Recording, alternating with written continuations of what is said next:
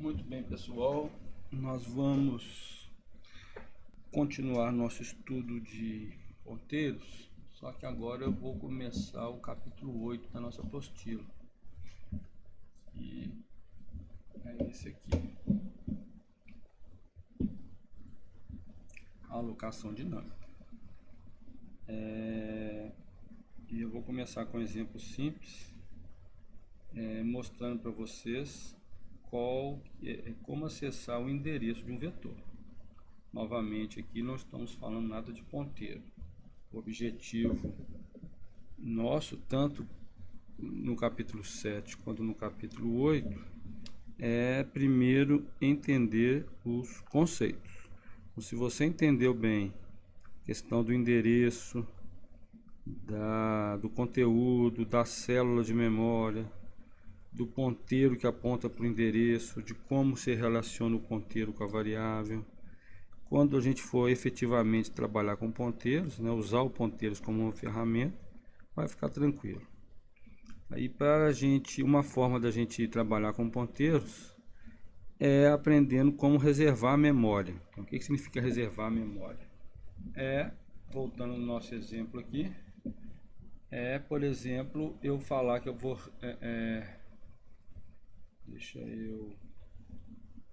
por exemplo, aqui, ó, nessas memórias, essa posição de memória aqui, eu vou reservar esses endereços 418 até 424. Eu venho aqui, eu vou no programa lá e reservo uma área reservada aqui. Então eu aloco uma região da memória RAM para um determinado ponteiro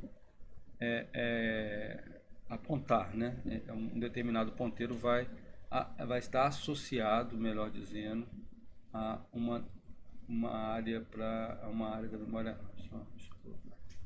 Então, por exemplo,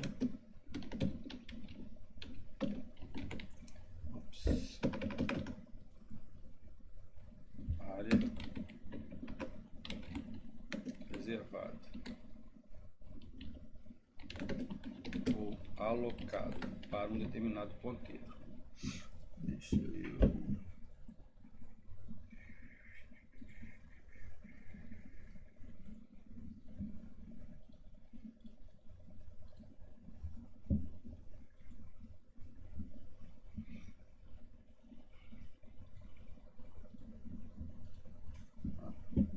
Essa área toda foi reservada para um determinado ponteiro.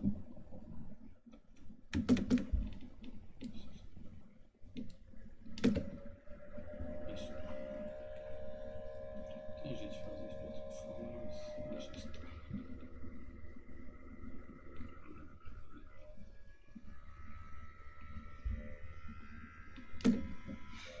Tá, então essa área de 418 foi alocada. Eu aloquei quantos bytes aqui? 1, 2, 3, 4, 5, 6, 7, 8, 9, 10, 11, 12, 13. Então eu aloquei 13 bytes para um determinado ponteiro.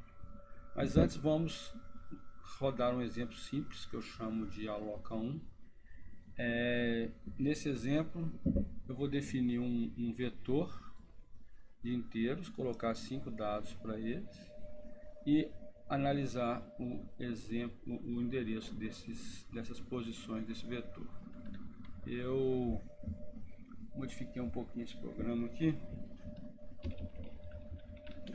Eu mostrei aqui o endereço de V1 e de V4, né? Então esse aqui é o V0, V1, V2, V3 e V4. Eu quero ver o endereço deles. Vamos rodar aqui.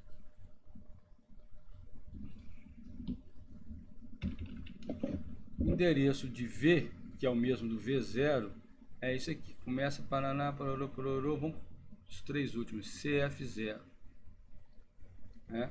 Que é o endereço de V0, CF0. O endereço de V1 é CF4, CF4. O endereço de V4 é D00, V4, D00, D00.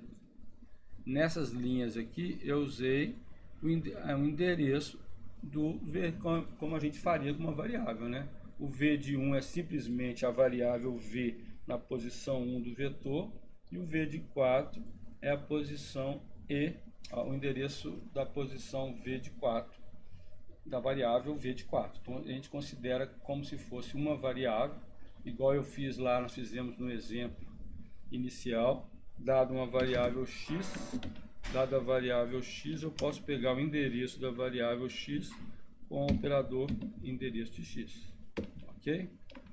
Muito bem. Nesse exemplo aqui, nesse for, eu simplesmente troquei o v de 4, o v de i, por asterisco v mais i. Então, lembrando, na nossa anotação, nós podemos usar tanto o v de i quanto asterisco v mais i. Então, aqui eu simplesmente troquei. Onde era v cochete um número, virou asterisco v mais i. Então, essa linha aqui, ela pode ser substituída por essa linha aqui. Ao invés de usar asterisco v de i, eu vou trocar tudo isso aqui por v de i. Ok? Vamos rodar aqui, dá na mesma. Muito bem. Então, esse exemplo, ele simplesmente nos mostra como acessar o endereço de um vetor. Eu vou acessar o endereço de cada posição do vetor.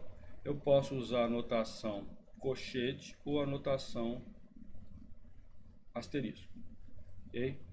Bem, deixa eu ver se tem alguma coisa para falar nessa introdução. Tá, então isso aí é importante. Aqui usar a notação de vetor, que foi o que eu fiz.